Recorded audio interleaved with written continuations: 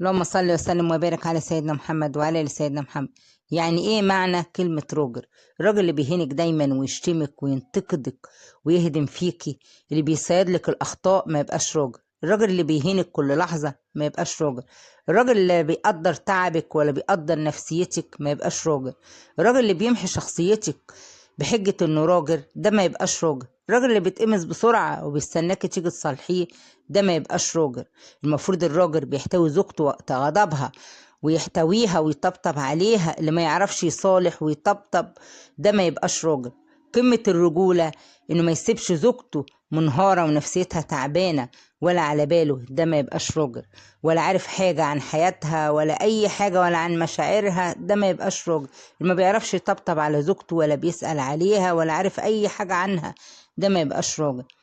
الحب بيحتاج راجل قوي يخاف الله فيكي ويدافع عنك.